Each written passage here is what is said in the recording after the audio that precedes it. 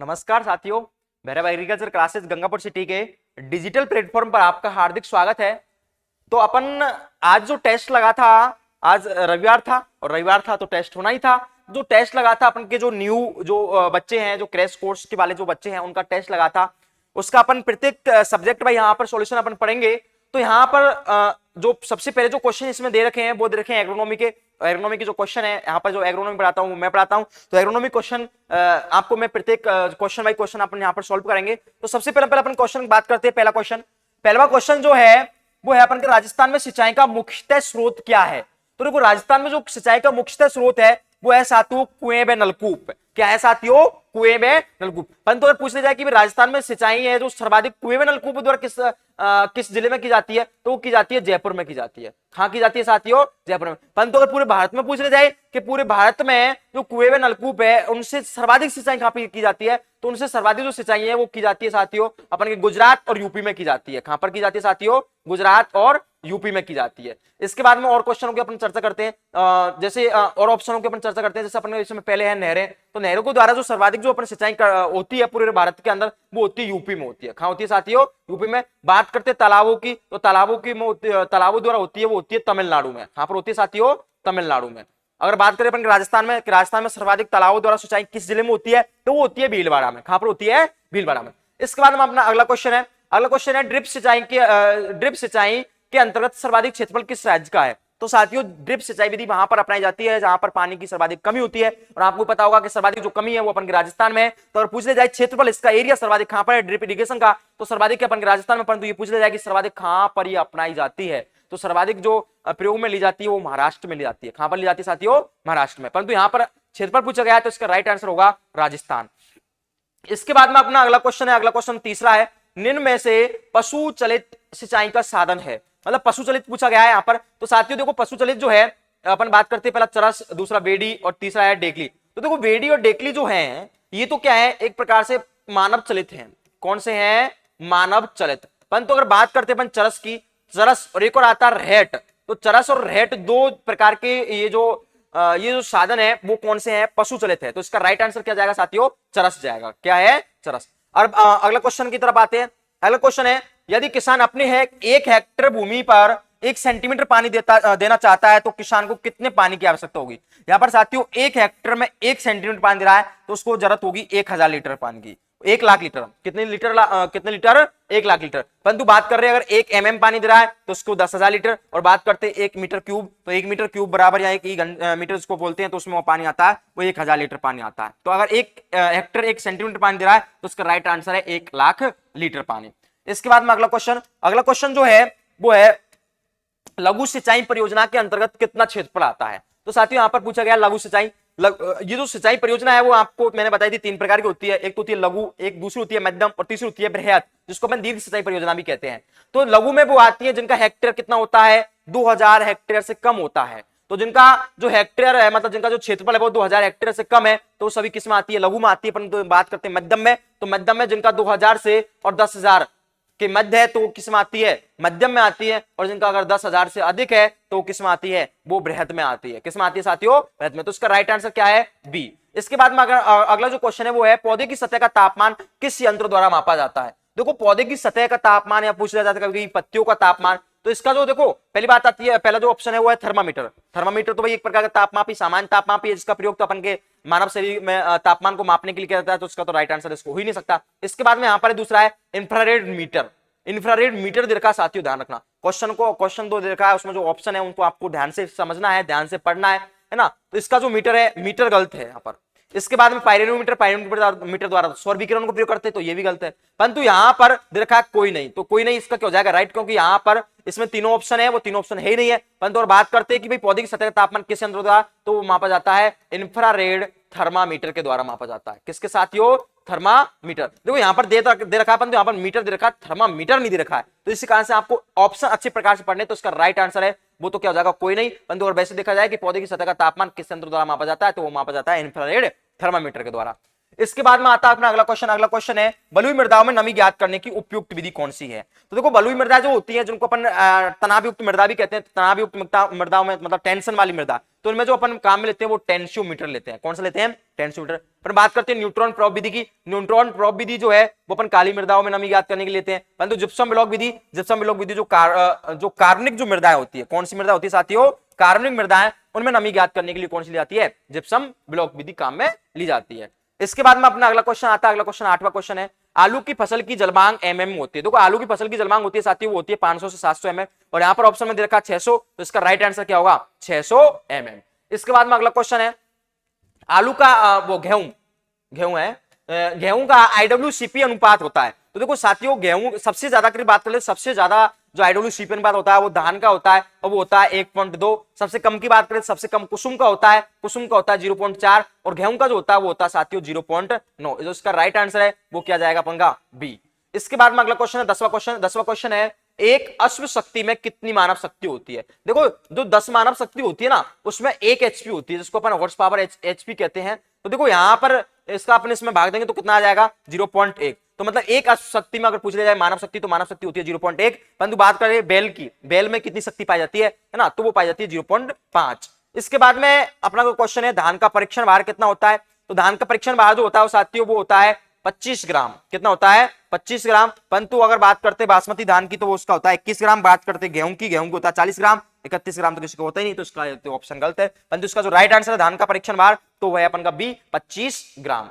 इसके बाद में अगला क्वेश्चन है, अनाज वाली फसलों में अंकुरन का प्रकार होता है। तो साथियों अनाज वाली जो भी फसलें हैं उनमें अंकुरन का जो प्रकार है वो हाइपोजेल होता है। कौन सा होता है? हाइपोजेल। हाइपोजेल जिसको अपन अधोभूमिक कहते हैं। क्या कहते हैं? अधोभूमिक कहते हैं। इसके बाद में अपन बात करते हैं अगले क्वेश्चन की। अगला क्वेश्चन है 13वां क्वेश्चन।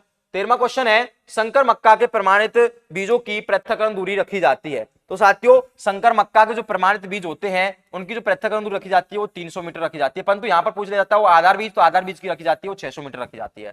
तो यहाँ पर प्रमाणित बीजों की जो रखी जाती है वो 300 मीटर। तो राइट आंसर क्या होगा साथियों? 300 मीटर। इसके बाद में कपास का बीज प्रतिस्थापन दर। तो कपास के जो बीज प्रतिस्थापन जिसको अपन SR बोलते हैं, सीड रिप्लेसमेंट रेट, जो कपास की होती है वो कितनी होती है साथियों? 100% होती है ना। तो इसका राइट आंसर ए है 100%।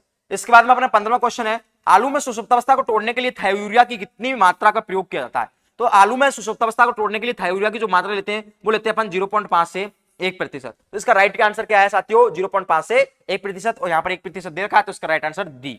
इसके बाद में अपना अगला क्वेश्चन आता है। अगला क्वेश्चन है, भारत में किस श्रेणी के बीज है ना, किस श्रेणी के बीज का निर्माण नहीं किया जाता है। तो साथियों प्रमाणित बीज का किया जाता है, आधार बीज का किया जाता है, मूल केंद्रक किया जाता है, परंतु पंजीकृत बीज का यहाँ पर जिसको अपन रजिस्टर्ड सीड कहते हैं, इसका भारत में निर्माण नहीं किया जाता है। और भी एक बीज है जिसको अपन प्रजनक बीज कहते हैं, तो प्रजनक बीज का भी अपन के भारत में निर्माण किया जाता है। मतलब ये जो 4 श्रेणी है बीज की, इनका तो अपन के भारत में निर्माण होता है, परंतु पंजीकृत बीज का निर्माण अपन के भारत में नहीं होता है। तो राइट आंसर क्या जाएगा? बी पंजीकृत। इसके बाद में अगला क्वेश्चन है 17वां क्वेश्चन। 17वें क्वेश्चन में दे रखा है, बीजों की जीवन क्षमता ज्ञात करने की जैविक विधि है। तो साथियों इसकी जो जैविक विधि है वो मैंने आपको बताया था, TZ टेस्ट, जिसको अपन टेट्राजोलियम परीक्षण कहते हैं। क्या कहते हैं साथियों? टेट्राजोलियम परीक्षण। तो इसका राइट आंसर क्या है? टेट्राजोलियम परीक्षण, जो एक प्रकार की कौन सी विधि है? जैविक विधि है। इसके बाद में अगला जो क्वेश्चन आता है वो है, राष्ट्रीय जैविक खेती केंद्र गाजियाबाद की स्थापना कब हुई थी। देखो राष्ट्रीय जैविक खेती केंद्र है जो कहां पर स्थित है साथियों? गाजियाबाद में। और गाजियाबाद में इसकी जो स्थापना हुई थी वो 2004 में हुई थी। कहां पर हुई थी? मतलब कब हुई थी? 2004 में। इसके बाद में आता है, निम्न में से स्थूल कार्बनिक खाद नहीं है। निम्न में से स्थूल कार्बनिक खाद नहीं है। तो अपन पढ़ते हैं कौन कौन सा है, बात करते हैं। पहले तो अपन जानते हैं कि भाई स्थूल कार्बनिक खाद कौन सी होती है। तो वे कार्बनिक खाद जिनमें कार्बनिक पदार्थ की मात्रा क्या होती है? अधिक होती है, और पोषक तत्वों की मात्रा क्या होती है? कम होती है, उसको अपन क्या कहते हैं? स्थूल कार्बनिक खाद कहते हैं। तो देखो FYM, तो FYM में तो भाई जो पोषक तत्व है वो तो क्या होते हैं? कम होते हैं, और जो कार्बनिक पदार्थ वो क्या होता है? ज्यादा होता है। तो ये तो भाई ये तो क्या एक प्रकार की स्थूल कार्बनिक खाद है। इसके साथ साथ में वर्मी कंपोस्ट भी है। इसके बाद में नाइट खाद जिसको अपन मानव विष्टा भी बोलते हैं वो भी है, और यहाँ पर हरी खाद भी है। हमारे 4 ऑप्शन है, हालांकि ये मिसप्रिंट हो गया था, मैंने यहाँ पर आपको लिखा था कोई नहीं।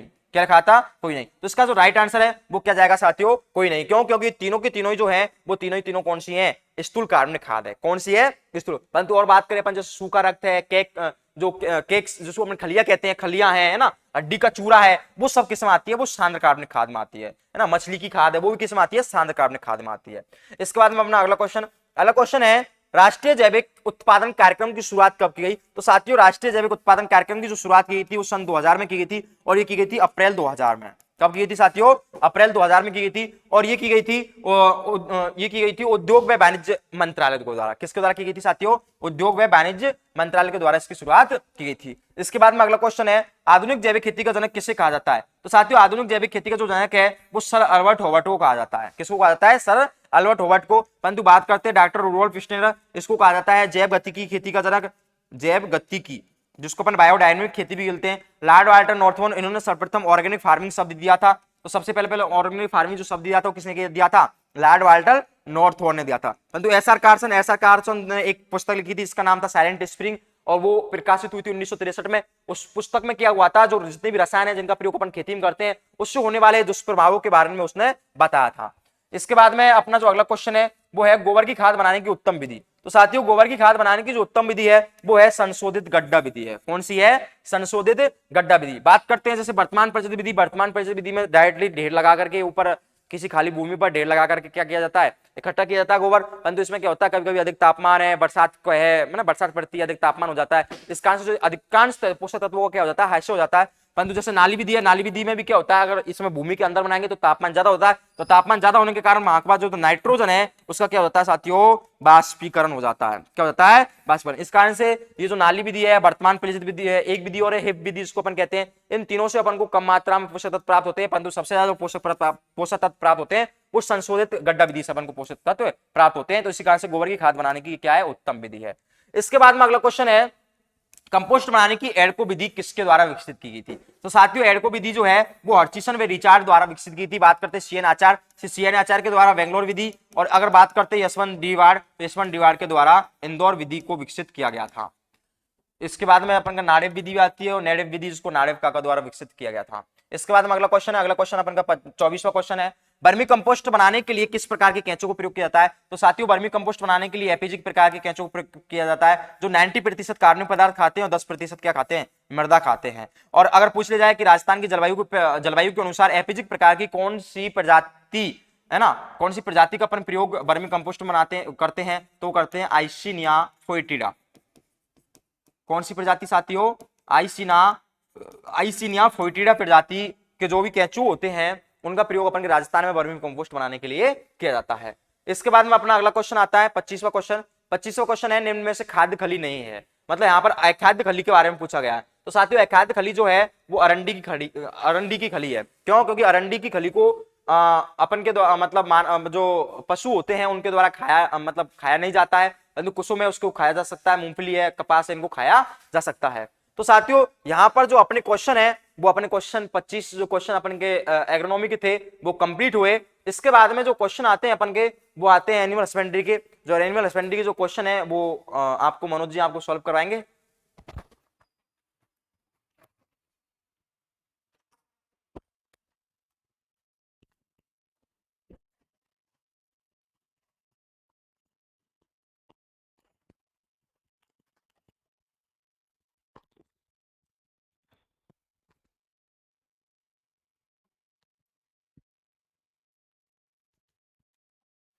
नमस्कार दोस्तों, अभी आपको पवन जी ने सस्य विज्ञान के प्रश्नों को सॉल्व करवाया। अब बात करते हैं पशुपालन के प्रश्नों के बारे में। पहला प्रश्न है आपका,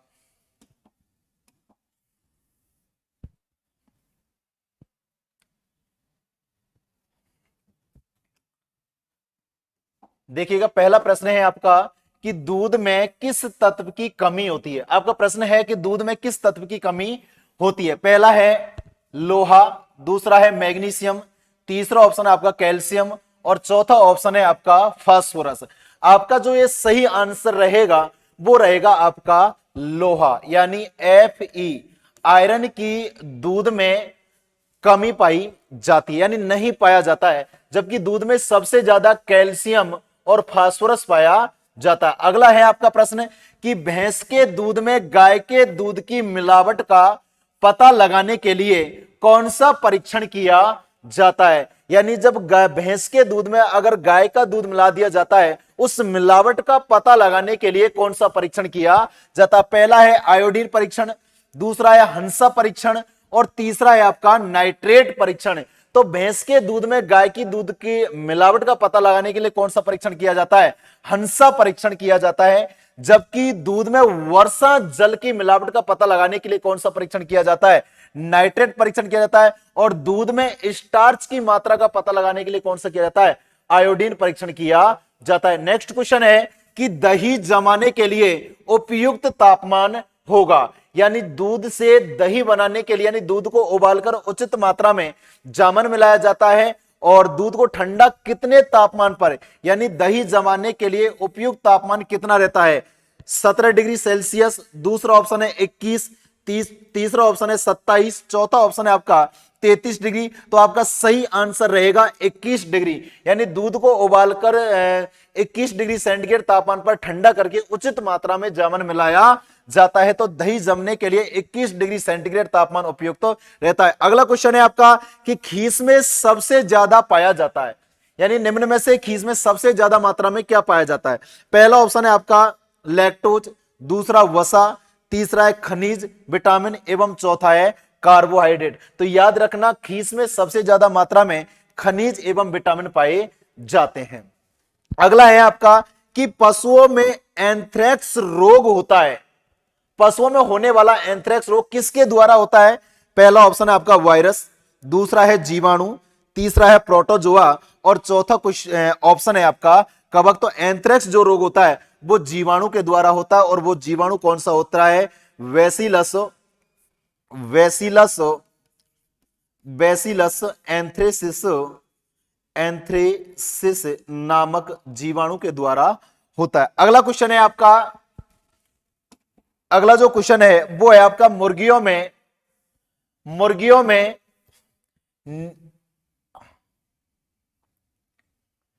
अगला जो प्रश्न है वो है आपका कि मुर्गियों में न्यूकैसल रोग के नाम से कौन से रोग को जाना जाता है?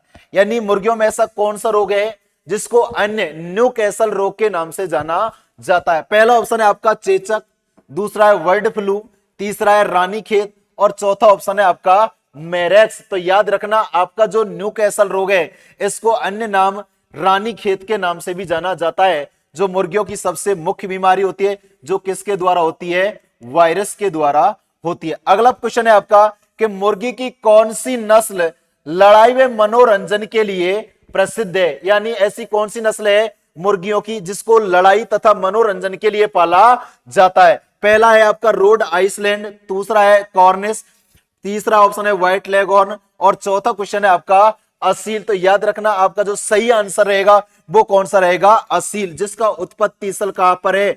लखनऊ है। आपको पता है रोड आइसलैंड एक द्विप्रयोजनी नस्ल है जिसको दूध तथा अंडे तथा मांस के लिए पाला जाता है, जो कि विश्व में सर्वाधिक जो अंडे देती है वो व्हाइट लेगहॉर्न है, लगभग 240 अंडे प्रति वर्ष देती है। अगला प्रश्न है आपका कि भेड़ का वैज्ञानिक नाम क्या है? यानी भेड़ का जूलॉजिकल नाम। पहला ऑप्शन है आपका ओबिस एरिस, दूसरा है कैप्रा हिरकस, तीसरा ऑप्शन है बॉस इंडिगस और चौथा ऑप्शन है आपका बॉस टोरस। तो याद रखना आपका जो सही आंसर रहेगा यहां पर भेड़ का जो वैज्ञानिक नाम होता है वो होता है यहां पर ओविसो एरिस। कौन सा रहता है भाई? ओविसो एरिस। जबकि कैप्रा हिरकस जो जूलॉजिकल नाम होता है वो किसका होता है? बकरी का होता है। अब आपको पता है गाय की दो प्रकार की नस्लें होती हैं, देसी और विदेशी। यहां पर जो बॉस इंडिकस जो जूलॉजिकल नाम होता है वो देसी गाय की नस्लों का जूलॉजिकल नाम है, जबकि बॉस टोरस है वो विदेशी गाय की नस्लों का जूलॉजिकल नाम। अगला प्रश्न है आपका कि गाय के दुग्ध बुखार किसके कारण, यानी दुग्ध में यानी गाय का मिल्क फीवर यानी पशुओं में मिल्क फीवर किसके कारण होता है? देखना पहला ऑप्शन है आपका कैल्शियम की कमी, दूसरा ऑप्शन है कैल्शियम की अधिकता और तीसरा ऑप्शन है फास्फोरस की कमी, चौथा है आपका आयरन की कमी। तो हमेशा याद रखना पशुओं में जो मिल्क फीवर यानी दुग्ध ज्वर जो रोग होता है वो कैल्शियम की कमी के कारण होता है। किस कमी कारण? कैल्शियम की। जबकि फास्फोरस की कमी के कारण पशुओं में पीका यानी पाइका बीमारी होती है। अगला जो प्रश्न है आपका वो है कि दूध में strip cup test,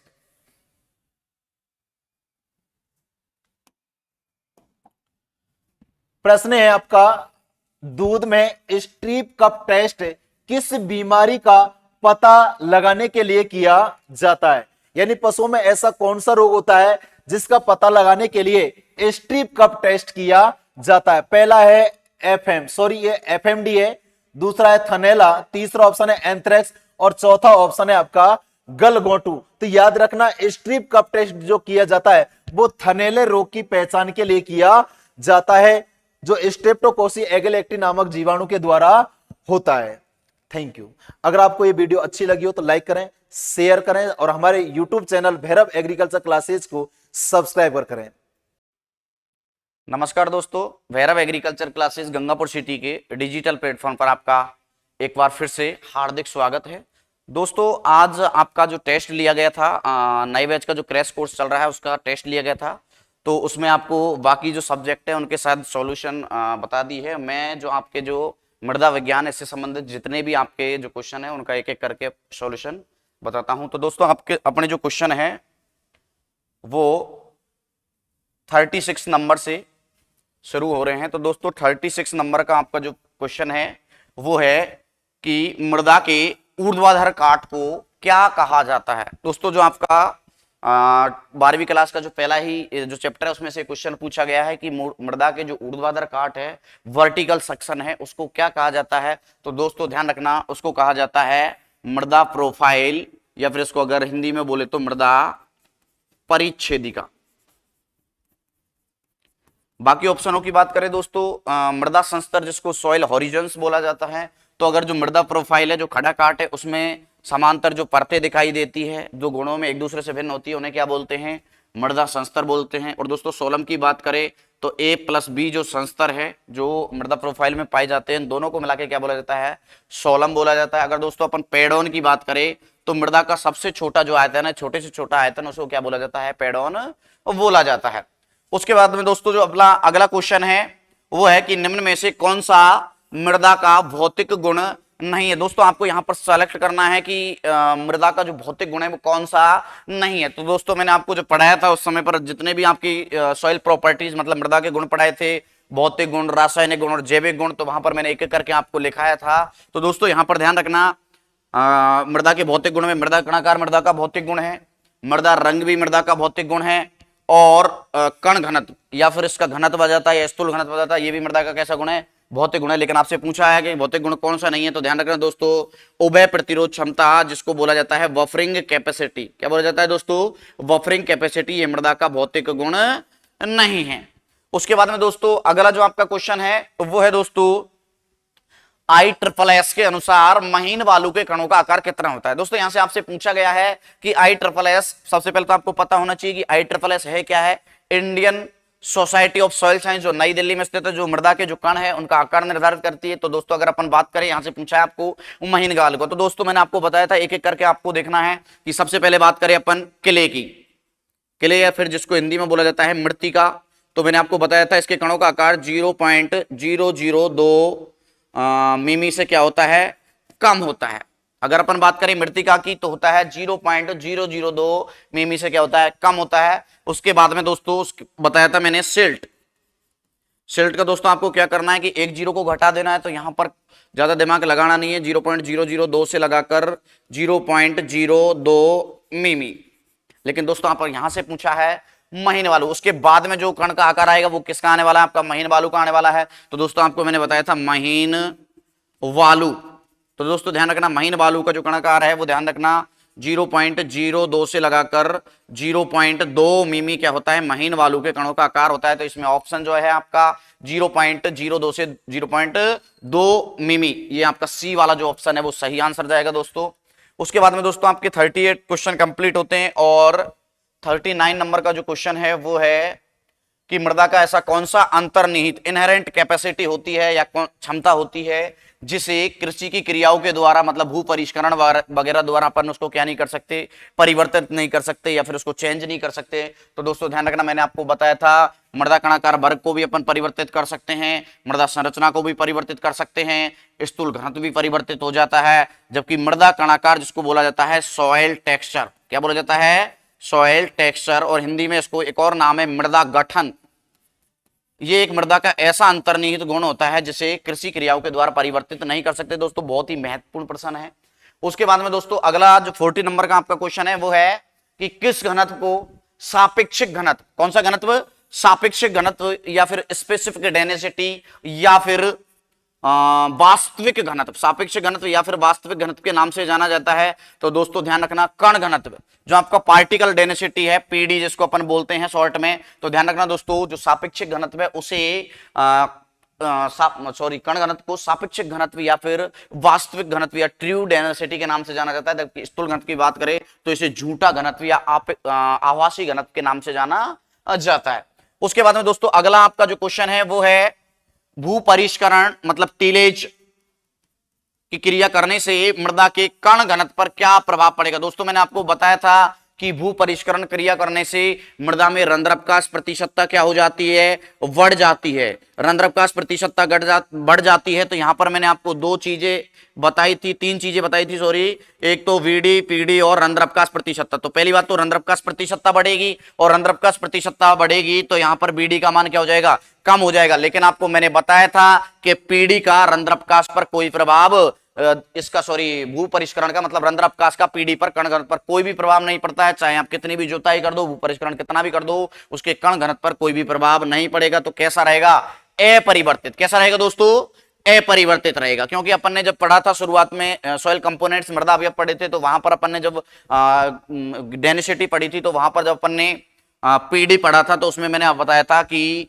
mass upon volume, ये तो डेंसिटी का फॉर्मूला है। तो इसमें मैंने आपको बताया था वजन, अगर आपको कण घनत्व निकालना है तो वजन तो मृदा का आपको लेना ही है, साथ ही साथ में यहां पर आयतन जो लेंगे तो यहां पर केवल और केवल किसके आयतन को शामिल किया जाता है, ठोस के आयतन को ही शामिल किया जाता है, रंध्रावकाश के आयतन को शामिल नहीं किया जाता है। तो ध्यान रखना दोस्तों जो आपका जो भू परिष्करण है इस पर कण घनत्व पर कोई भी प्रभाव नहीं पड़ेगा, मतलब कैसा रहेगा, अपरिवर्तित रहेगा। उसके बाद में दोस्तों अगला जो आपका क्वेश्चन है वो है कि मृदा रंग की शुद्धता को प्रदर्शित किया जाता है। दोस्तों अभी नेट का एग्जाम देके आया था, एआरएस नेट का, उसमें भी यहां से क्वेश्चन पूछा गया था कि ह्यू के बारे में पूछा गया था कि जो रंग का जो प्रभावी स्पेक्ट्रल है उसको किसके द्वारा प्रदर्शित किया जाता है, ह्यू के द्वारा। उसके बाद में आपको मैंने बताया था हल्केपन और गहरेपन को किसके द्वारा, वैल्यू के द्वारा। लेकिन यहां पर पूछा गया है कि मृदा रंग की शुद्धता को प्रदर्शित कौन करता है। तो दोस्तों ध्यान रखना मतलब जो क्रोमा जो है, जो मृदा कलर रंग है उसकी जो शुद्धता है, प्योरिटी है, उसको प्रदर्शित करता है। उसके बाद में दोस्तों अगला जो आपका क्वेश्चन है वो कैलकुलेशन वाला है, और यह है कि किसी मृदा के स्थूल घनत्व का मान 1.66 है एवं उसके कण घनत्व का मान 2.85 है, तो उस मृदा में रंध्रावकाश प्रतिशतता निकालो। आपको ठोस भाग नहीं पूछ रहा है, केवल और केवल क्या निकालना है दोस्तों, आपको रंध्रावकाश प्रतिशतता आपको निकालनी है। तो दोस्तों मैं आपको बता दूं इसका जो सही आंसर आएगा वो आएगा दोस्तों 41.75। कितना आएगा दोस्तों, 41.75। मैं आपको तरीका बता देता हूं, कैलकुलेशन आप खुद कर लेना। दोस्तों मैंने आपको बताया था किसी भी मृदा का अगर आपको रंध्रावकाश प्रतिशतता निकालनी है तो सबसे पहले उसका ठोस भाग निकालना है। क्या निकालना है, ठोस भाग निकालना। और ठोस भाग के लिए मैंने आपको एक सूत्र बताया था, बीडी अपॉन पीडी इंटू 100। तो क्या करना था आपको 1.66 वटे में 2.85 और गुणा क्या कर देना था, आपको 100 कर देना था। तो ये केवल रंध्रावकाश प्रतिशतता नहीं है, ये केवल और केवल आया है दोस्तों ठोस भाग। क्या है दोस्तों, ठोस भाग आया। अब रंध्रावकाश निकालने के लिए मैंने आपको बताया था कि रंध्रावकाश प्रतिशतता बराबर 100 माइनस ठोस भाग। तो जितना आपका ठोस भाग आया है उसमें मतलब उसको आप किस में से घटा दो, 100 में से घटा दो, वो आपका क्या निकाल जाएगी, रंध्रावकाश प्रतिशतता निकाल जाएगी। तो दोस्तों आपका जो सही आंसर आएगा वो आपका 41.75। उसके बाद में दोस्तों अगला आपका जो क्वेश्चन है वो है दोस्तों फसल उत्पादन हेतु मतलब क्रॉप प्रोडक्शन हेतु मृदा की जो संरचना पड़ी थी उसमें से सबसे उपयुक्त मृदा संरचना कौन सी मानी जाती है। तो दोस्तों ध्यान रखना मृदुकणीय। कौन सी दोस्तों, मृदुकणीय, जिसको क्रमबी संरचना, कौन सी, क्रमबी संरचना कहा जाता है। ये फसल उत्पादन की दृष्टि से सबसे अच्छी जो है मृदा संरचना मानी जाती है। और दोस्तों अगर अपन बात करें तो ये दानेदार संरचना है। कैसी संरचना है, दानेदार गोलाकार संरचना है। और इसमें एक होती है कणीय और एक होती है मृदुकणीय। तो ध्यान रखना दोस्तों जो रंध्रावकाश प्रतिशतता होती है मृदु कणीय में ज्यादा होती है, इसलिए कणीय से भी जो अच्छी मृदा संरचना है वो दोस्तों कौन सी है, मृदु कणीय है। तो यहां पर सबसे अच्छी कौन सी दोस्तों, मृदु कणीय। उसके बाद में दोस्तों पूछा गया है कि विद्युत चालकता जिसको अपन शॉर्ट में बोलते हैं ईसी, इसकी इकाई क्या होती है, उसकी यूनिट क्या होती है। तो दोस्तों ध्यान रखना विद्युत चालकता की जो आजकल जो इकाई चल रही है डेसीसाइमन चल रही है। क्या चल रही है दोस्तों, डेसीसाइमन, DSM इनवर्स या फिर आप ds ऑब्लिक में अपन क्या कर सकते हैं, m कर सकते हैं, डेसीसाइमन प्रति मीटर। अगर अपन बात करें सेंटीमोल प्रति किलोग्राम तो ध्यान रखना दोस्तों, CEC धनायन विनिमय क्षमता कैटायन एक्सचेंज कैपेसिटी की जो यूनिट है वो है क्या है, सेंटीमोल प्रति किलोग्राम। तो दोनों यहां पर आएगी नहीं, तो दोस्तों आपका जो सही आंसर है वो क्या आएगा आपका, डेसीसाइमन प्रति मीटर या फिर डेसीसाइमन भी आपको ऑप्शन में आ सकता है। उसके बाद में दोस्तों जो आपका अगला क्वेश्चन है 46 नंबर का क्वेश्चन है, और वो है दोस्तों मृदा में जैव भार या फिर बायोमास के आधार पर सर्वाधिक कौन सा सूक्ष्म जीव, मतलब मृदा में पाए जाने वाले सूक्ष्म जीवों में अगर वजन के आधार पर, बायोमास के आधार पर अगर अपन देखें तो ध्यान रखना दोस्तों कवक।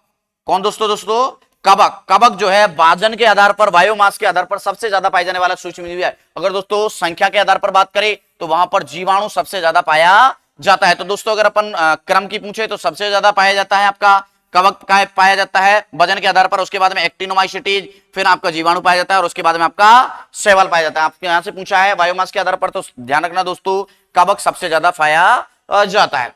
उसके बाद में दोस्तों आपसे पूछा गया है कि थलमंडल की जो लिथोस्फीयर होता है उसकी सबसे ऊपरी परत को क्या कहा जाता है। दोस्तों मैंने आपको बताया था थलमंडल की सबसे जो ऊपरी परत है उसको भूपपड़ी या अर्थ क्रस्ट के नाम से जाना जाता है। उसके जो अंदर की है भूपपड़ी से अंदर वाली उसको मेंटल, और अंतिम वाली जो है उसको क्या बोला जाता है, कोर माना जाता है। जबकि सियाल और सीमा जो होती है वो भूपपड़ी की सबसे ऊपरी परत होती है, उसे सीएल बोलते हैं, जबकि सीमा जो है नीचे वाली परत होती है। जबकि यहां से आपसे पूछा है कि थलमंडल की सबसे ऊपरी परत, तो दोस्तों यहां पर सही आंसर आएगा आपका भूपपड़ी, या कई बार आपको इंग्लिश में भी आ सकता है अर्थ क्रस्ट। उसके बाद में दोस्तों जो अगला आपका क्वेश्चन है वो है कि भूपपड़ी में सर्वाधिक मात्रा में पाए जाने वाला तत्व कौन सा है। तो दोस्तों इसके लिए मैंने आपको एक ट्रिक भी बताई थी कि ओसी अल्फी काना केमग, ओसी अल्फी काना के मग। तो दोस्तों ध्यान रखना सबसे ज्यादा क्या पाई जाती है, ऑक्सीजन पाई जाती है। उसके बाद में क्या पाया जाता है आपका, एल्यूमिनियम पाया जाता है, सॉरी सिलिकॉन पाया जाता है। तो दूसरे नंबर पे आपका सिलिकॉन आएगा, फिर आपका क्या आ जाएगा, तीसरे नंबर पे एल्यूमिनियम आ जाएगा, और फिर यहाँ पर चौथे नंबर पे आ जाएगा। यहाँ पर आपसे पूछा है कि भूपपड़ी में सर्वाधिक मात्रा में पाए जाने वाला तत्व कौन सा है। तो दोस्तों ध्यान रखना क्या है आपका, ऑक्सीजन सबसे ज्यादा मात्रा में पाए जाने वाला तत्व है। उसके बाद में दोस्तों अगला जो आपका क्वेश्चन है वो है कि ऐसी चट्टान जिसमें सिलिका की मात्रा 55 से 65%, कितनी दोस्तों, 55 से 65% के मध्य हो, कौन सी चट्टान कहलाती है। दोस्तों जब आपको बताया था रासायनिक संगठन के आधार पर मैंने चट्टानों का आपको क्लासिफिकेशन बताया था, तो उसमें मैंने आपको बताया था कि रासायनिक संगठन के आधार पर चट्टानें 3 प्रकार की होती है, एक आपकी अम्लीय, एक आपकी उदासीन, एक आपकी भास्मिक, या फिर इसको अपन क्षारीय भी बोल सकते हैं। तो दोस्तों ध्यान रखना जो अम्लीय चट्टान है उसमें मैंने बताया था कि जो सिलिका की मात्रा है वो 65 से 85% होती है, ज्यादा मतलब सिलिका होता है तो उसे अम्लीय मृदा, अम्लीय चट्टाने बोला जाता है। अगर उदासीन की बात करें तो दोस्तों ध्यान रखना 55 से 65 के मध्य अगर उसमें सिलिका है तो वो दोस्तों कैसी होगी, उदासीन प्रकृति की या माध्यमिक चट्टान होगी। अगर भास्मिक की बात करें तो उसमें 45 से 55% वहां पर सिलिका पाया जाता है। यहां से पूछा है कि 55 से 65, तो दोस्तों ध्यान रखना उदासीन जो है आपकी चट्टाने होंगी। उसके बाद में दोस्तों आपसे पूछा गया है कि संगमरमर का निर्माण किससे होता है। दोस्तों ध्यान रखना संगमरमर जो है आपकी रूपांतरित या कायांतरित चट्टान है, और उसका निर्माण किससे होता है। तो दोस्तों ध्यान रखना कैल्साइट, जिसका सूत्र क्या होता है, CaCO3 होता है। तो दोस्तों ध्यान रखना संगमरमर का जो निर्माण होता है वो किससे होता है, कैल्शियम कार्बोनेट या फिर आपका कैल्साइट से होता है। उसके बाद में दोस्तों अगला आपका क्वेश्चन है मृदा निर्माण की जो प्रक्रिया, उनमें से पूछा गया है कि मृदा निर्माण की वह प्रक्रिया जिसमें सिलिका ऊपरी परतों में रह जाता है, जबकि निचली परतों में क्या चला जाता है, Fe और Al के सेस्क्विक ऑक्साइड चला जाता है। तो दोस्तों मैंने बताया था जिस प्रक्रिया में सिलिका ऊपर रह जाता है तो वो जो प्रक्रिया है वो कहलाती है पोर्टजोलीकरण, पोर्टजोल मृदा का निर्माण होता है इससे। अगर दोस्तों बात करें अपन लेटेराइजेशन की तो इसके विपरीत है, वहां पर एल्यूमिनियम और लोहे के ऊपर रह जाएंगे और सिलिका कहां चली जाएगी, नीचे चली जाएगी। जबकि अगर जलोढ़ की बात करें तो दोस्तों मैंने बताया था जो भारत में सबसे ज्यादा मृदाएं पाई जाती है जलोढ़ मृदाएं, और जलोढ़ मृदाएं जो है क्या होती है कि पानी के साथ में मिट्टी का एक जगह से ले जाकर दूसरी जगह जाकर एक नई मृदा का निर्माण करने की जो प्रक्रिया उसे जलोढ़क बोलते हैं। पेडोटर्बेशन मैंने आपको बताया था पादपों के द्वारा, मनुष्यों के द्वारा, पशुओं के द्वारा अगर कोई मृदा का मिश्रण करके अगर नई मृदा बनाई जाती है तो उसे पेडोटर्बेशन कहा जाता है। यहां पर जो सही आंसर है वो आएगा दोस्तों पोर्टजोलीकरण। उसके बाद में दोस्तों आपके 51 क्वेश्चन कंप्लीट होते हैं और 52 नंबर का आपका जो क्वेश्चन है वो है दोस्तों कि ऐसी चट्टान जिसमें जीवांश पदार्थ या पेट्रोलियम पदार्थ प्राप्त किए जाते हैं, ऐसी चट्टान जिनसे जीवांश पदार्थ या फिर पेट्रोलियम पदार्थ प्राप्त किए जाते हैं एवं भूपपड़ी की ऊपरी 5 किलोमीटर में सर्वाधिक जो है पाई जाती है। आपको यह बताना है कि ऐसी कौन सी चट्टान है जिसमें जीवांश पदार्थ या पेट्रोलियम पदार्थ प्राप्त किए जाते हैं एवं भूपपड़ी की जो ऊपर 5 किलोमीटर की जो परत है उसमें सबसे ज्यादा वो माई पाई जाती है। तो दोस्तों ध्यान रखना, 2 क्वेश्चन बन रहे हैं। एक तो पहली बात तो कि जीवांश पदार्थ या पेट्रोलियम पदार्थ किससे प्राप्त किए जाते हैं, दोस्तों आपको पता ही अवसादी चट्टान जिसको जलद चट्टान या परतदारी चट्टान के नाम से जाना जाता है, इससे जीवांश पदार्थ या पेट्रोलियम पदार्थ। दोस्तों ध्यान रखना, अपन बात करें भूपपड़ी की ऊपरी 5 किलोमीटर, तो ध्यान रखना दोस्तों लगभग 74% जो भूपपड़ी की जो ऊपरी 5 किलोमीटर है उसमें कौन सी चट्टान पाई जाती है, अवसादी चट्टान पाई जाती है। जबकि अगर हम बात करें दोस्तों और पूरी की जो मतलब जो भूपपड़ी है उसमें सबसे ज्यादा लगभग 95% जो चट्टान पाई जाती है वो कौन सी पाई जाती है, आग्नेय चट्टान पाई जाती है। जो ARS जो नेट का एग्जाम हुआ था इसमें भी ये क्वेश्चन आपसे हमसे पूछा गया था। उसके बाद में दोस्तों अगला क्वेश्चन है वो है निम्न में से कौन सा द्वितीय खनिज है। कौन सा खनिज है दोस्तों द्वितीय खनिज? आपको मैंने उत्पत्ति के आधार पर 2 तरह के खनिज बताए थे, एक तो प्राथमिक खनिज और द्वितीय खनिज बताया था। तो दोस्तों ध्यान रखना, मैंने आपको फेल्ड स्पार, माइका, क्वार्ट्ज ये सभी कैसे खनिज बताए थे, आपको प्राथमिक खनिज बताए थे। उसके मैंने बाद में बताया था कि एल्यूमिनियम आयरन की जो ऑक्साइड है या फिर आपके जो सिलिकेट क्ले या फिर जो कोलॉइड्स है वो सभी के सभी कैसे खनिज है, द्वितीय खनिज है। तो दोस्तों सही आंसर आपका आएगा क्या, केओलिनाइट। उसके बाद में दोस्तों अगला क्वेश्चन आपसे पूछा गया है चट्टानों के अपक्ष से, खनिजों के अपक्ष से पूछा गया है कि खनिजों के धनायन का स्थानांतरण, खनिजों में कोई धनायन है उसका स्थानांतरण जल के H+ आयन द्वारा करने से खनिजों का जो रासायनिक संगठन है, जो नए खनिज बनते हैं उनका रासायनिक संगठन परिवर्तित हो जाता है। तो इस प्रकार की जो क्रिया है वो क्या कहलाती है? तो दोस्तों ध्यान रखना, उस क्रिया को बोला जाता है जल अपघटन और उसको बोला जाता है वाटर हाइड्रोलाइसिस। इंग्लिश में क्या बोला जाता है, वाटर हाइड्रोलाइसिस। सही आंसर इसका आ जाएगा दोस्तों वी। लेकिन अगर दोस्तों पूछे कि ये जल योजन का होता है तो दोस्तों ध्यान रखना, अगर जो जल है साथ में जुड़ जाता है, अगर खनिजों के साथ में, जैसे मैंने आपको एग्जांपल बताया था CaSO4 है उसके जल के साथ में क्रिया करवाओगे, H2O के साथ में क्रिया करवाओगे तो यहां पर जो नया जो वो खनिज बनेगा वो बनेगा CaSO4.2H2O डाइहाइड्रेटेड कैल्शियम सल्फेट। तो उसका रासायनिक संगठन परिवर्तित हुआ है लेकिन यहां पर जल जुड़ा है तो ये प्रक्रिया कहलाएगी जल योजन। क्या कहलाएगी दोस्तों, जल योजन, जिसको हाइड्रेशन बोला जाता है। अगर अपन विलयन की बात करें तो मैंने आपको बताया था कि जल में अगर कोई जो चट्टान है या खनिज है वो एक साथ में घुल जाते हैं, जैसे आपको मैंने बताया था NaCl का एग्जांपल दिया था, पानी के साथ में Na घुल जाता है, Cl भी घुल जाता है और एक विलयन बना लेते हैं तो उस तरह का विलयन वाला कहलाता है। आपको ऑक्सीकरण बताया था कि ऑक्सीजन का जुड़ना या हाइड्रोजन का हटना क्या कहलाता है, आपका ऑक्सीकरण कहलाता है। यहां पर जो सही आंसर है वो जाएगा दोस्तों जल अपघटन। उसके बाद में दोस्तों 55 नंबर का जो आपका क्वेश्चन है वो है कि निम्न में से कौन सा खनिज ऑक्साइड वर्ग में आएगा। तो दोस्तों ध्यान रखना, यहां पर आपको सूत्र नहीं दिया, अगर सूत्र दे दिया होता तो आप तुरंत ही इसका आंसर टिक लगा देते, लेकिन यहां पर पूछा गया है कि कौन सा ऑक्साइड वर्ग का नहीं है। तो दोस्तों सबसे पहले आपको सूत्र पता होना चाहिए। क्वार्ट्ज का जो सूत्र है SiO2, हेमेटाइट का Fe2O3 और मैग्नेसाइट का MgCO3 और लिमोनाइट का Fe2O3.3H2O। तो यहां पर आपसे पूछा है कि ऑक्साइड वर्ग का नहीं है। अब ये देख लो कि किस में ऑक्साइड नहीं आ रहा है, सिलिका में मतलब क्वार्ट्ज में ऑक्साइड आ रहा है, ये नहीं है आपका आंसर। इसमें भी आपका ऑक्साइड आ रहा है और इसमें नीचे वाले में भी आपका ऑक्साइड आ रहा है, और जो आपका मैग्नेसाइट है MgCO3 इसमें आपको ऑक्साइड नहीं आ रहा है। ये कैसा है, कार्बोनेट वर्ग का है। तो आपका इसका सही आंसर है वो क्या जाएगा दोस्तों, मैग्नेसाइट। उसके बाद में दोस्तों अपने जो इससे संबंधित जो क्वेश्चन थे सॉइल साइंस से, एग्रीकल्चर केमिस्ट्री से, वो कंप्लीट होते हैं।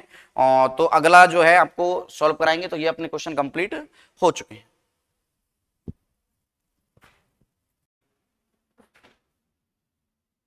हेलो गाइस, चलो केमिस्ट्री के क्वेश्चन सॉल्व कर देते हैं। आपका क्वेश्चन है NH2- का संयुग्मी अम्ल है,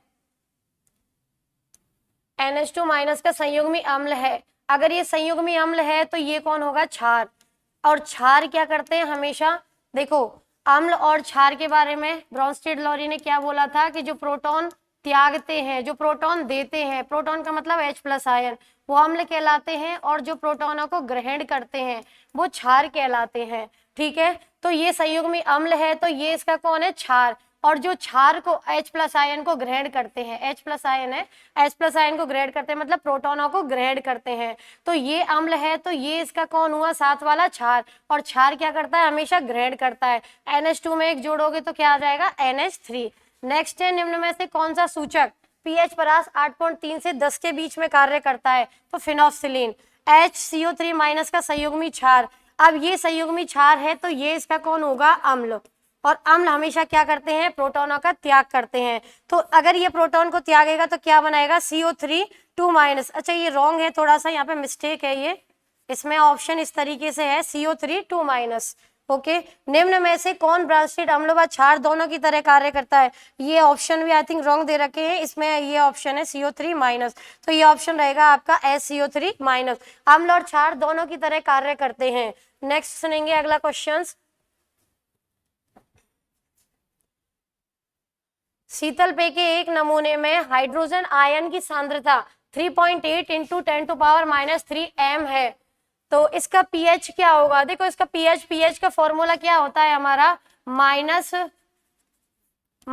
log concentration of hydrogen ion, कहने का मतलब negative logarithm of concentration of hydrogen ion.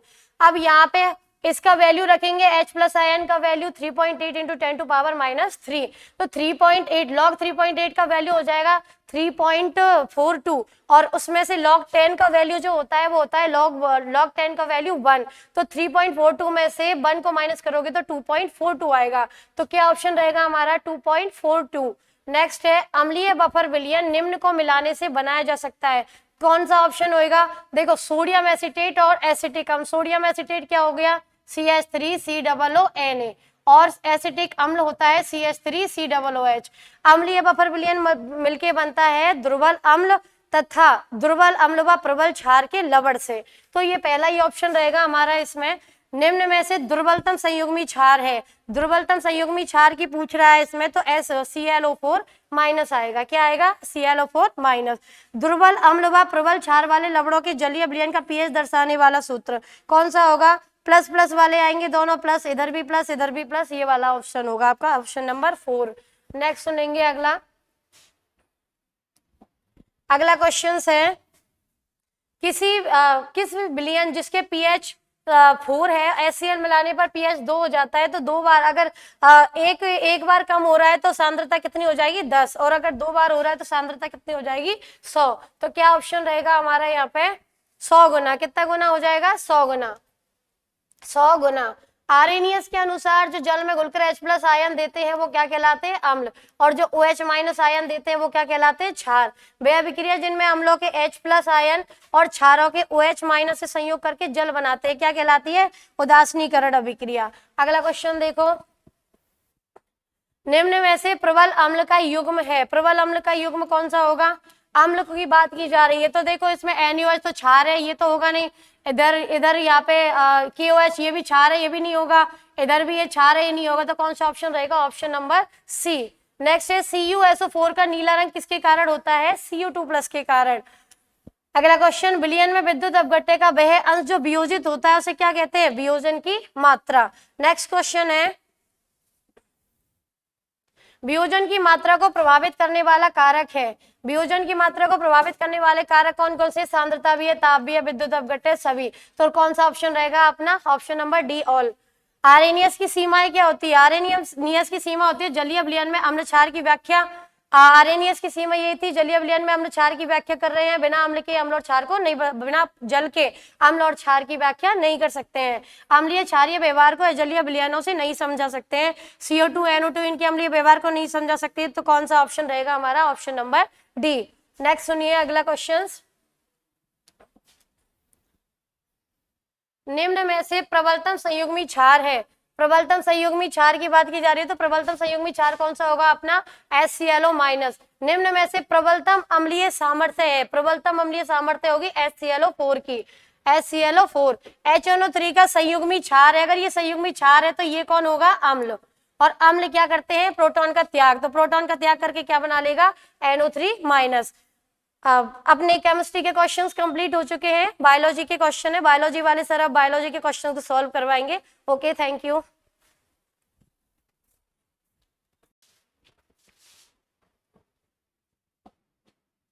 Bhairav agriculture classes के डिजिटल प्लेटफॉर्म पर आप सबका वेलकम करता हूं। अभी हाल में जो आपके टेस्ट हुए थे उसके बायोलॉजी के क्वेश्चन के साथ मैं आपके सामने उपस्थित हूं। हम सॉल्व करेंगे एक एक करके बायोलॉजी के क्वेश्चन, और हम जानेंगे कि किस प्रकार के प्रश्न हैं और इसको किस प्रकार से आपको सॉल्व किया जाता है। तो आपका क्वेश्चन जो है स्टार्ट हो रहा है, क्वेश्चन नंबर 75 आपका यहाँ से स्टार्ट हो रहा है बायोलॉजी के क्वेश्चन। आपको पहला क्वेश्चन दिया हुआ है, क्वेश्चन नंबर 75, मेंडल ने कितने जोड़ी विपर्यासी लक्षणों पर कार्य प्रयोग किया था? तो मेंडल के द्वारा कुछ 7 जोड़ी विभिन्न प्रकार के लक्षणों पर कार्य किया गया था। अगला प्रश्न है बहुत ही अच्छा प्रश्न, अपूर्ण प्रभाविता का फिनोटाइप तथा जीनोटाइप अनुपात क्या होगा? तो अपूर्ण प्रभाविता में आप याद रखना कि जीन प्रारूप और लक्षण प्रारूप दोनों का अनुपात क्या होता है? समान होता है। और मेंडल के नियम का क्या होता है? अपवाद होता है। ठीक है, अपूर्ण प्रभाविता, सहप्रभाविता, ये सारे क्या होते हैं? मेंडल के नियम के विपरीत होते हैं, मेंडल के नियम के अपवाद होते हैं।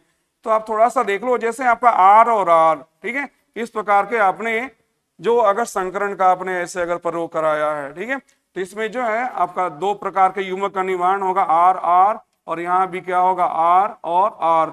अब यहाँ आपका जो है आर आर, और यहाँ इससे हम कराते हैं तो आर आर, इससे अगर क्रॉस कराते हैं तो आर आर, और यहाँ आर आर। ठीक है, तो अगर मेंडल के नियम को मानते हैं तब क्या हो जाएगा? ये क्या होगा? आपका लाल होगा, और ये दोनों पौधे भी क्या होंगे? लाल होंगे, और ये क्या होगा? सफेद होगा जो भी।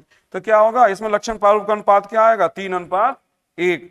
और इसमें जीन प्रारूप का अनुपात क्या होता है? 1:2:1। लेकिन आपका प्रश्न दिया हुआ अपूर्ण प्रभाविता, तो अपूर्ण प्रभाविता में क्या होता है? जो प्रभावी एलील होता है वो अप्रभावी एलील के अभिव्यक्ति को पूर्ण रूप से मास्क नहीं कर पाता है, पूर्ण रूप से उसकी अभिव्यक्ति को रोक नहीं पाता है, तो इसे कहा जाता है अपूर्ण प्रभाविता।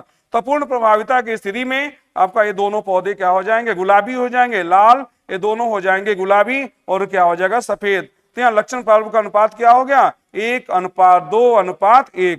और इसमें जीन प्रारूप देखें आप, ये क्या होता है? पहला जीन प्रारूप है, ये दोनों दूसरे प्रकार के जीन प्रारूप हैं, और क्या तीसरे प्रकार का जीन प्रारूप है। तो जीन प्रारूप का अनुपात क्या होगा? 1:2:1। ठीक है, तो आपका जो है इसमें जीन प्रारूप और लक्षण प्रारूप का अनुपात क्या होता है? समान होता है। तो आपका सही विकल्प होगा सी।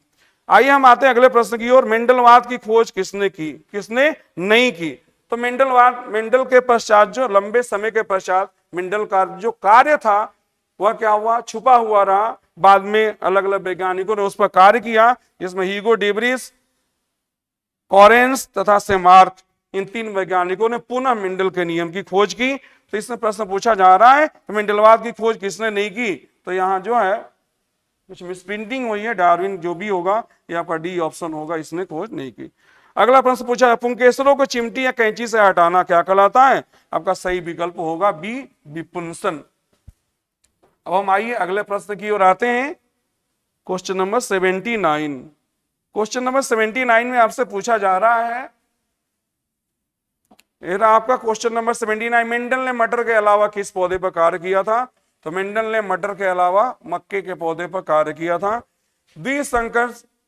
द्विसंकरण प्रयोग में होते हैं, ठीक है, तो आपको पता होगा 9:3:1। इसमें विभिन्न प्रकार का विकल्प दिया हुआ है, 9 पीले झुर्रीदार, 3 हरे झुर्रीदार, 3 पीले गोल, 1 हरे गोल, इस प्रकार से आपके विकल्प आपको दिया हुआ है। बी आपका क्या होगा? इसका सही आंसर होगा। अगला प्रश्न आपको दिया हुआ है, क्वेश्चन नंबर 81, पेड़ पौधे वायुमंडलीय नाइट्रोजन किस रूप में ग्रहण करते हैं? आपको 4 विकल्प दिए हुए, नाइट्राइट, नाइट्रोजन, अमोनिया। आपका सही विकल्प होगा सी, नाइट्रेट। सो नाइट्रेट आपका सही विकल्प है, जिसके रूप में पौधे नाइट्रोजन को अवशोषित करते हैं। तो नाइट्रोजन का यह प्रारूप जो है पौधे के द्वारा अवशोषित किया जाता है और इसका उपयोग किया जाता है, ठीक है ना, नाइट्रोजन प्राप्त करने के लिए, और जिसका उपयोग प्रोटीन के निर्माण के लिए, एंजाइम के निर्माण के लिए, एमिनो अम्ल के निर्माण के लिए किया जाता है। अगला प्रश्न दिया हुआ है, थोड़ी सी मिसप्रिंटिंग है, निमेटोफोर होते हैं। तो एक प्रकार का जो है वेजिटेटिव प्रारूप होता है, वेजिटेशन होता है, वनस्पति होता है, जिसे मैंग्रोव वेजिटेशन कहा जाता है, ठीक है। और इस मैंग्रोव वेजिटेशन में चूंकि दलदली जगहों पर ये पौधे पाए जाते हैं, दलदली जगहों पर पाए जाते हैं, इसके कारण जो है मृदा में ऑक्सीजन की मात्रा क्या होती है? बहुत कम हो जाती है। पादप की सभी कोशिकाओं को ऑक्सीजन की आवश्यकता होती है ऊर्जा प्राप्ति के लिए। तो जड़ में क्या होता है, श्वसन क्रिया संभव नहीं हो पाती क्योंकि ऑक्सीजन क्या होता है, बहुत कम मात्रा में उपलब्ध होता है। तो जड़ क्या होते हैं, जमीन की सतह से, दलदली सतह से ऊपर की ओर क्या होते हैं, आपके कोनिकल फॉर्म में शंकु के आकार के रूप में क्या होते हैं, उपस्थित हो जाता है। इस प्रकार से जो है शंकु के आकार के जो जड़ होते हैं इन्हें ही कहा जाता है आपका निमेटोफोर। तो आपका सही विकल्प होगा, किसका रूपांतरण है, यह रूपांतरण है जड़ का। तो जड़ का रूपांतरण होता है, आपका सही विकल्प है जड़ों का रूपांतरण, जड़ों का रूपांतरण। आइए हम अगले प्रश्न की ओर आते हैं। पादप में जल का संवहन कौन करता है? तो पादप में दो प्रकार के संवहन ऊतक पाए जाते हैं, जाइलम तथा फ्लोएम। जाइलम के द्वारा खनिज लवण तथा जल का संवहन किया जाता है, जबकि फ्लोएम के द्वारा खाद्य पदार्थों का संवहन किया जाता है। तो आपका सही उत्तर होगा ए, जल। अगला प्रश्न है, मेंडल ने अपने प्रयोग में मटर के पौधे को ही क्यों चुना? शाकीय पौधा होने के कारण, जीवन काल कम दिनों का होने के कारण। तो मटर के पौधे का जीवन काल क्या होता है, कम होता है। पुष्प क्या होता है, द्विलिंगी होता है। आपका चौथा विकल्प दिया हुआ उपरोक्त सभी। तो सही उत्तर होगा आपका। अंतरावस्था में अगला प्रश्न दिया हुआ है, क्वेश्चन नंबर 85 में आते हैं। अंतरावस्था में सही क्रम कौन सा है? तो अंतरावस्था में सही क्रम होता है, पहले जीवन प्रावस्था आती है, उसके बाद एस, उसके बाद G2। ये अंतरावस्था का विभिन्न आपका जो है क्रम है, G1, S और G2। आइए हम आते हैं अगले प्रश्न की ओर। अगला प्रश्न आपसे पूछा जा रहा है, समजात गुणसूत्र का जोड़ा किस अवस्था में निर्मित होता है? ये प्रश्न आपका मियोसिस से, अर्धसूत्री विभाजन से है। तो जाइगोटिन अवस्था में समजात गुणसूत्र के जोड़े का निर्माण होता है, जिसे सिनेप्सिस कहा जाता है। अगला प्रश्न है, मियोसिस की किस अवस्था में जीन विनिमय होता है? तो पैकेटी जो अवस्था होती है, प्रोफेज प्रथम की अवस्था होती है, leptotene, zygotene, pachytene, diplotene, diakinesis, जिसमें पैकेटीन अवस्था में क्या होता है, गुणसूत्र का लंबवत विभाजन होता है और टेट्राड का क्या होता है, निर्माण होता है। उस अवस्था में क्या होता है, क्रॉसिंग ओवर की प्रक्रिया होती है और क्रॉसिंग ओवर के पश्चात क्या होता है, आपके जीन विनिमय होते हैं, जिसके कारण जीन के नए क्रम क्या होते हैं, निर्मित होते हैं। अगला प्रश्न पूछा जा रहा है, मियोसिस किस अवस्था में? तो आपका यहाँ जीन विनिमय किस में होता है, आपका पैकेटीन अवस्था में। अगला प्रश्न पूछा, काइजमा किस अवस्था में गायब हो जाता है? ये बहुत ही अच्छा प्रश्न है कि काइजमा किस अवस्था में। जो क्रॉसिंग ओवर होता है तो किस प्रकार से क्रॉस के समान, गुणे के समान क्या होती है, संरचना का निर्माण होता है, जिसे कहा जाता है काइजमा। तो काइजमा का पृथक्करण स्टार्ट हो जाता है आपका डिप्लोटीन अवस्था में, लेकिन पूर्ण रूप से काइजमा किस अवस्था में गायब हो जाती है, आपकी डाइकाइनेसिस अवस्था में पूर्ण रूप से क्या हो जाती है, अलग हो जाती है। आइए हम आते हैं अगले प्रश्न की ओर। अगला प्रश्न है आपका, प्रोफेज की विपरीत अवस्था है। तो बहुत ही अच्छा प्रश्न है कि प्रोफेज की विपरीत अवस्था कौन सी होती है? मतलब वह अवस्था जिसमें प्रोफेज की विपरीत प्रक्रिया होती है। तो प्रोफेज की विपरीत अवस्था होती है टीलोफेज, क्योंकि प्रोफेज में क्या होता है, निर्जलीकरण होना आरंभ होता है, केंद्रक झिल्ली क्या होती है, गायब हो जाती है, केंद्रिका क्या होता है, गायब हो जाती है, और आपका टीलोफेज अवस्था में जलीकरण होता है, पूर्णतः क्या होता है, केंद्रक झिल्ली उपस्थित हो जाती है, केंद्रिका क्या हो जाती है, पुनः उपस्थित हो जाती है। तो प्रोफेज की विपरीत अवस्था है टीलोफेज अवस्था। अगला प्रश्न है, डीएनए का द्विगुणन किस अवस्था में होता है? तो डीएनए का द्विगुणन किस अवस्था में होता है? अंतरावस्था, जिसमें इस अवस्था में, इस प्रावस्था में क्या होता है, डीएनए का द्विगुणन होता है। क्वेश्चन नंबर 92 है, भिन्न संरचना वाले गुणसूत्र किसमें पाए जाते हैं? तो भिन्न संरचना वाले गुणसूत्र एनाफेज अवस्था में पाए जाते हैं। आइए हम अगले प्रश्न की चलते हैं, क्रोमेटिड का पृथक्करण किस अवस्था में होता है? तो एनाफेज अवस्था में क्या होते हैं, क्रोमेटिड क्या होते हैं, पृथक्करण हो जाते हैं, और दोनों ध्रुवों पर क्या होता है, बराबर मात्रा में क्रोमेटिड क्या हो जाते हैं, क्रोमेटिड का स्थानांतरण हो जाता है। अगला प्रश्न है आपका क्वेश्चन नंबर 94, टेट्राड अवस्था है। तो जैसे मैं बताया कि गुणसूत्र का मियोसिस में पैकेटीन अवस्था में क्या होता है, टेट्राड क्रोमेटिड्स बनते हैं। तो आपका कौन सी आंसर होगा, आपका पैकेटीन अवस्था। और अगला जो अंतिम प्रश्न है आपका, केंद्रिका किस अवस्था में गायब हो जाती है? तो केंद्रिका प्रोफेज अवस्था में क्या हो जाती है, गायब हो जाती है। तो आपका सही विकल्प होगा, आपका यहां सही विकल्प होगा आपका प्रोफेज अवस्था। तो डियर स्टूडेंट्स, इस प्रकार से हमने सारे प्रश्न सॉल्व किए। हम मिलते हैं अगले टेस्ट में, तब तक all the best, be fit and fine, thank you.